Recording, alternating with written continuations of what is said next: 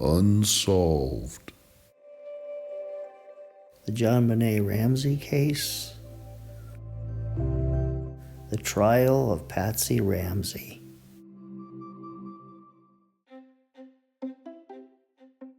Well, here we are, and most of us didn't think we'd see the day that Patsy Ramsey would be sitting at the defendant's table in a Boulder courtroom. Next to her is her lawyer, Patrick Burke, and then the Honorable Melvin Belli is the judge, and Nancy Drew is the prosecutor. And the courtroom has been cleared of all audience members and the jury, and they will be watching from closed-circuit television in another room because of the high profile of this case and security concerns. Prosecution, are you ready to present your opening statement? Yes, Your Honor. Ladies and gentlemen of the jury, Patsy didn't have a very good Christmas day. She was stressed, frustrated, and exhausted by the end of the day. And at the end of the day, she hit JonBenet in the head and fractured her skull. And what was even worse is she tried to cover that up. The prosecution will be calling the pathologist's assistant, Officer Rick French, the crime scene technician, Fleet White, John Fernie, and maybe another surprise witness. And we will show that all the physical evidence points to Patsy. Her fingerprints are on the notepad. Her fingerprints are not on the ransom note because she didn't pick it up for some reason. And all the staging was Patsy's stuff from inside the house. Thank you. Good morning, ladies and gentlemen of the jury. I'm Patrick Burke, and I represent Patsy Ramsey in this matter. She is completely innocent. And the truth of the matter is that an intruder broke into the Ramsey's house, and there's signs that that occurred, and there's DNA evidence left by the intruder on JonBenet's long johns and underwear. And it's sad to say that she was molested that night. I should say more accurately, she was violently assaulted, strangled, and murdered, and this could not have been done and was not done by her mother, Patsy, who loved JonBenet. Patricia Dunn, would you please read the final diagnosis, Roman numeral 1 and 2, of the autopsy report? Final diagnosis: a ligature strangulation, a circumferential ligature with associated ligature furrow of neck. B. Abrasions and petechial hemorrhages, neck. C. Petechial hemorrhages, conjunctival surfaces of eyes and skin of face. 2. Craniocerebral injuries. A. Scalp contusion. B. Linear, comminuted fracture of right side of skull.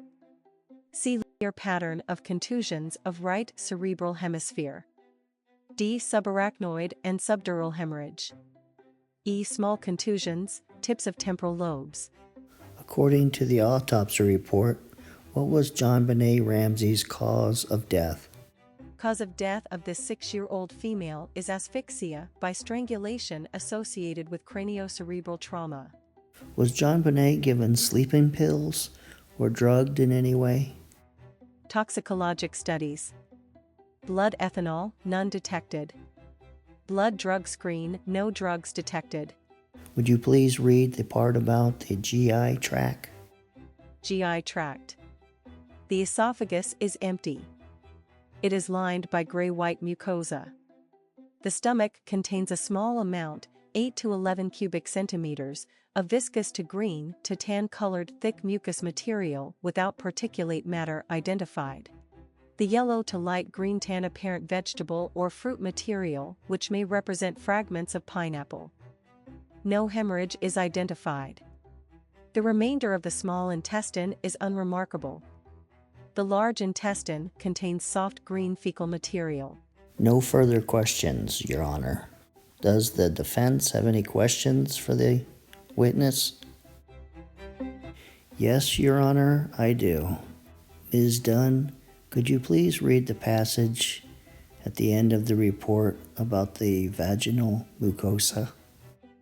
Vaginal mucosa. All of the sections contain vascular congestion and focal interstitial chronic inflammation. The smallest piece of tissue, from the 7.00 position of the vaginal wall/hymen, contains epithelial erosion with underlying capillary congestion. A small number of red blood cells is present on the eroded surface, as is birefringent foreign material. Acute inflammatory infiltrate is not seen. Ms. Dunn, do you get out of the lab much? Just kidding, Your Honor. No further questions. Officer Rick French, what time did you arrive at the Ramsey residence that morning? Just before 6 a.m. Who answered the door? Patsy Ramsey. Would you please describe how she looked? She was dressed in a red top and black slacks. What happened next? Patsy invited me inside and told me that her daughter was missing, and there was a note left on the back staircase. Then John Ramsey came down the front staircase and introduced himself. What happened next? I asked him if his daughter might have ran away, and he answered me. Then he directed me to the hallway through the kitchen. There was a 3-page note lying on the floor by the back door. Did you search the house? Yes. JonBenet's bedroom had a sliding glass door to the balcony. It did not appear to have been opened, and there was light frost on the outside. Did you search the basement? Yes, I was looking for any place that an intruder could have entered and left the house. Did you find any door that was left open? I did not see any place. Did you open the door to the so-called wine cellar? No, it looked like a closet door, and I was looking for a way in and out of their house. Officer French, did you ultimately write a report about this incident? Yes. What does your report state? Miss Ramsey told me that she had gone into JonBenet's room. Objection, Your Honor. Hearsay. Your Honor, it's in the report. He's just reading the report. Overruled. You can answer the question. At about 5:45 hours to wake her in preparation for a short trip the family was to take later on that day. She found JonBenet's room empty and then discovered the note as she walked down the stairs. She immediately called the police. Would you please read the section of your report that talks about the inspection of the house? A quick inspection of the interior of the house, as well as talking to Mr. Ramsey, indicated that there was no obvious sign of a forced entry or struggle. Mr. Ramsey told me that the house appeared to be locked up as it had been left. According to your report, what time did the Ramseys get home? They told me that they had spent Christmas night with the Whites and that they arrived home at 2200 hours.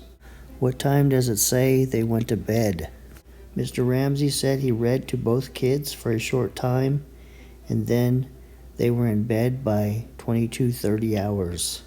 What else does it say in your report about JonBenet and what she was wearing? Ms. Ramsey said that JonBenet had been dressed in white long underwear and a red turtleneck. Officer French, does it specifically state in there that JonBenet went to bed wearing a red turtleneck? No, it does not. Officer Rick French, wasn't there a broken window in the basement, in the so-called train room? Yes, there was. Officer Rick French, after examining the property, looking at the evidence, and seeing the ransom note, didn't you determine to proceed as if this was a kidnapping? Yes. As a matter of fact, victim crime advocates were called, the FBI was called, and traps and traces were placed on the Ramseys' telephone. Officer French, did you look around the outside of the property for footprints in the snow or anywhere? Yes. Did you find any footprints or open doors? No. Sergeant Robert Witson, would you please read this report that was written? I briefly spoke with John Ramsey. I asked Mr. Ramsey if he was sure the doors were locked when he got up. Mr. Ramsey said he was sure the doors were locked when he got up and when he went to bed the night before. Were you given a notepad that belonged to the defendant, Patsy Ramsey, that morning? Mr. Ramsey gave 2 notepads to Detective Patterson, who in turn gave them to me. I was advised one of the pads was for Mr. Ramsey and the other was a sample of Mrs. Ramsey's writing. Did Mr. Ramsey refuse to give you a notepad? And did he not give you a notepad from both himself and Patsy that morning? Objection, compound question, Your Honor. Can you please rephrase your question? Did John Ramsey refuse to give you the writing pads? No. Did John Ramsey give you a writing pad to represent his writing and Patsy's writing? Yes, I wrote their respective names on the notebooks at the top. Crime scene technician to answer all questions to do with the crime scene. Was the notepad belonging to Patsy Ramsey examined for fingerprints? The tablet contained only 7 fingerprints in all, 5 belonging to Patsy, 1 from the police sergeant who handled the pad, and 1 from a laboratory examiner. This writing notepad with 5 fingerprints from Patsy Ramsey, was that the same pad from which the ransom note came from? Yes, it was. Now this writing pad that the ransom note was torn out of, did it have writing from Patsy, like doodles or grocery lists or anything like that? Did it have Patsy's handwriting in it? Yes, Patsy had written many things on the other pages. Where was this notepad found in the Ramseys' residence? It was found on a kitchen countertop. And was there a writing pen next to the notepad? No, there wasn't. Where was the pen used to write the ransom note found? It was found in a... Objection, Your Honor. She's not an expert to determine if the pen used to write the ransom note is the same pen that was found in the pen holder. Sustained. Did the Colorado Bureau of Investigation determine that the pen used to write the ransom note came from the Ramseys' pen holder in the kitchen by the telephone? Yes or no? Objection, Your Honor. She's not an expert. Your Honor, all I'm asking is what the experts determined. The objection is sustained. Nancy Drew, if you want the answer to that question, then you need to call to the stand one of the experts. Now I'm just going to ask you about different items that were found at the Ramseys' residence. Just to speed things up, I'll put up the photo of the item and then ask you a question. So, what's in this bowl? There's pineapple. Is there also not milk or cream in the bowl? Yes, there is. Whose fingerprints were found on that bowl? No, strike that. Were Patsy's fingerprints found on that bowl? Yes, her fingerprints were found on the bowl. Okay, this photograph. Please describe it. That is a paint tote that was found by the wine cellar door that contains Patsy's paint supplies, paint brushes, and other things. Is there any significance to the items in that paint tote? Yes, the handle to the garrote. Here, how about this photograph? Can you please describe it? That's the cord that was wrapped around JonBenet's neck, tied to the broken paintbrush handle, and it contains some of JonBenet's hair. Where was one of the broken parts of the paintbrush handle found? It was found in the tote. The part with the brush was in Patsy's tote. Objection, Your Honor. She doesn't know if that's Patsy's tote. Sustained. Yes or no, was one piece of that paintbrush handle found in that paint tote? Yes, it was. Now this photograph. Is this the inside portion, the sticky part of the duct tape that was found on JonBenet's mouth? Yes, that is a piece of duct tape, and we're looking at the adhesive side. Were any clothing fibers found in the adhesive? Yes, 4 black and red fibers were found. Was this cord tied tightly or loosely around JonBenet's right wrist? It was loosely tied. Do these 2 marks found on JonBenet's back look like stun gun marks to you? Well, they could be. Objection, Your Honor. She's not an expert. Furthermore, there is no expert that can testify that these are stun gun marks. The people request that you clarify for the jury that we cannot determine if these are stun gun marks. They were never tested for stun gun marks. And we request that the jury does not use this information in their deliberations. As to the objection, it's sustained, and to the jury members, you can't determine that these are stun gun marks because no expert had determined that. There's no evidence that they're stun gun marks. No tests were done at the time of the autopsy or any time later. Is it possible that Patsy Ramsey's fingerprints were on the bowl before the pineapple was put in the bowl? Yes, I guess that's possible. Was Patsy Ramsey's DNA or fingerprints found on the paintbrush handle? As far as I know, it wasn't tested for either. Can the fibers found on the duct tape be precisely matched to Patsy Ramsey's red and black sweater? No, they can only be determined to be similar to. Objection, Your Honor. She's not an expert witness. The objection is sustained. Were JonBenet's long johns and underwear tested for DNA? Yes, they were. Did you find any unknown male DNA on the long johns? The lab determined that the outside portion of the waistband had DNA on the right and left sides from an unknown male.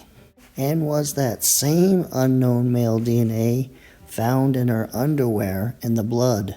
Yes. Is it possible the unknown male DNA was on JonBenet's underwear before the blood drop or the blood got on the underwear? Yes, I guess that's possible. And is it possible that the unknown male's DNA was on the long johns prior to JonBenet wearing them? Yes, I guess that's possible. And is it possible that the unknown male DNA was transferred from the long johns to the underwear at the time that JonBenet put on the long johns? Yes, I guess that's possible. Those long johns, are they a new pair? No, I believe they're an older pair. And isn't it a fact that those are boys' long johns, that they're not originally JonBenet's long johns? Yes, they are boys' long johns. And isn't it possible that unknown male DNA could belong to a child, a friend of the Ramsey family? Yes, I guess that's possible.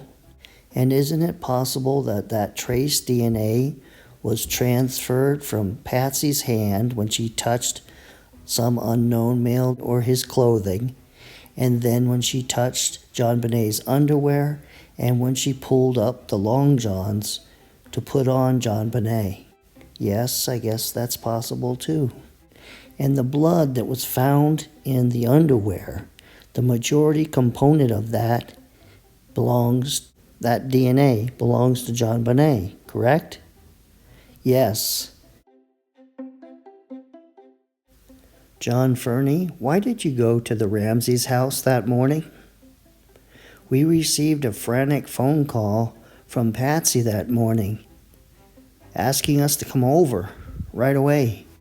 Could you tell us about when you first saw the ransom note? When I arrived at the Ramsey's house, I parked in the back alley, and I went to the side door, and it's a glass door, and I looked through, and I saw the ransom note laid out on the floor beside the door, and I read a little bit of it. And did you find anything odd about this? Yes, I thought something strange was going on, and I went around to the front and was let in. Mr. Fernie, did you believe that JonBenet had been kidnapped? Yes, I did.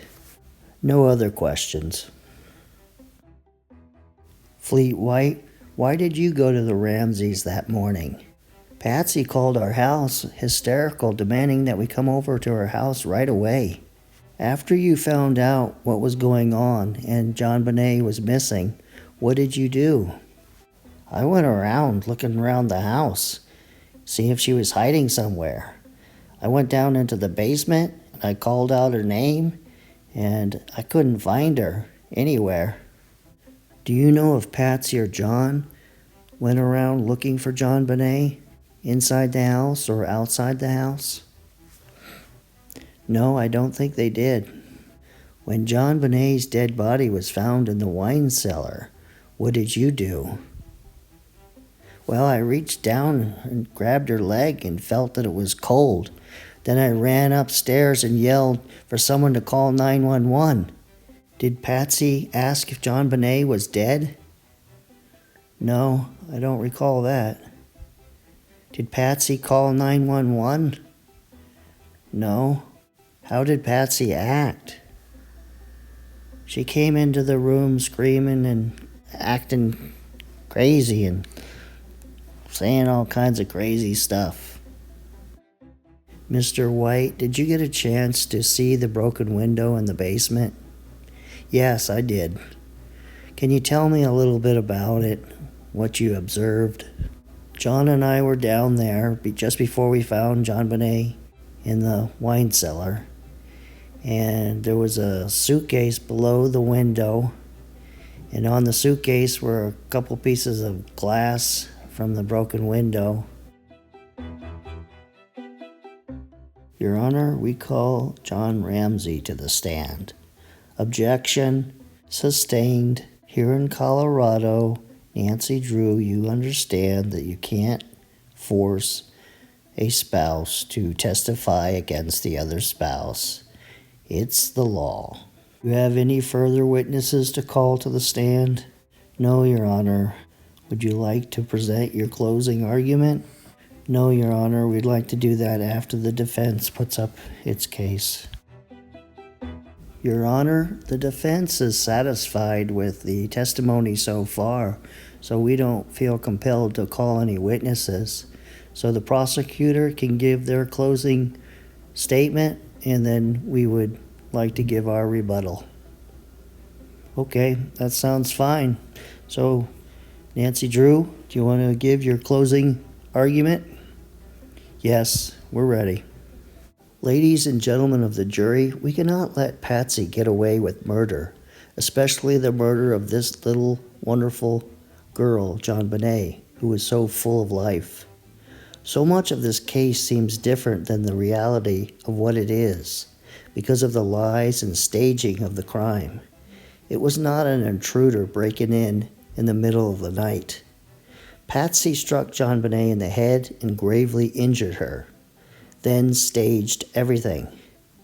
The Ramsey house was locked up that night, and we don't have to take John Ramsey's word about that. The police examined all the doors from inside the house and from outside the house. Not only the police, but John Fernie and Fleet White. The police were looking for forced entry, and they didn't find any sign of it. Patsy wrote the phony 3-page ransom note, the War and Peace of ransom notes. I plan to show you all the similarities in Patsy's handwriting style compared to the note, but I decided it's not even necessary. It's obvious who wrote the note. The ransom note was torn out of the notepad. The torn edges of the pages of the ransom note matched the torn edges in the notepad. The remaining pages in the notepad are of Patsy's writings. Whose fingerprints are on the notepad? Patsy's. 5 separate fingerprints belonging to Patsy. The notepad was found on the kitchen counter. The pen used to write the 3 pages was not found right beside it, but inside Patsy's pen holder in the kitchen. Think about that for a second. How did someone else write the note, yet not leave the pen lying around somewhere? That intruder just happened to place the pen right back inside the holder? The items involved in the staging of this crime are Patsy's. The notepad, the broken paintbrush handle, the cord. By the way, the cord is thin, like from some arts and crafts store. It's not some rope that a child killer would bring with him. And even the white blanket that JonBenet was wrapped in was from the dryer. An intruder didn't kill JonBenet. An intruder didn't come to kidnap JonBenet because JonBenet's dead body was left in the house. And once he got a hold of her, he could have easily went out any door on the first floor after getting her. And an intruder didn't come to assault JonBenet because he's not going to write a ransom note either before or after he assaults her.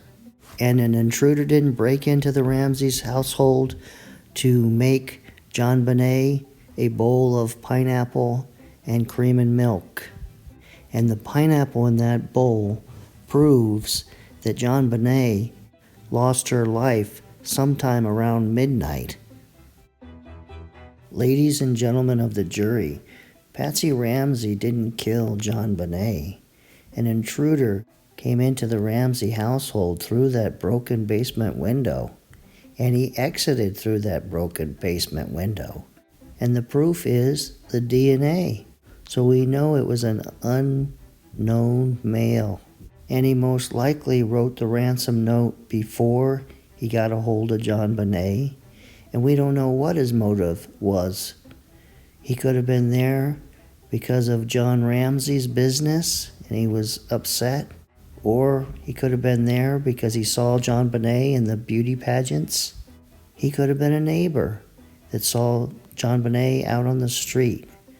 We don't know why he was there. We just know that he assaulted JonBenet, whacked her on the head and fractured her skull, and strangled her. And most likely he strangled her first, and then he whacked her in the head to finish her off. And I hate to mention this, but it is a possibility that John Ramsey could have killed JonBenet also. So keep that in mind also. Members of the jury, the case is now in your hands. Please comment, guilty or not guilty.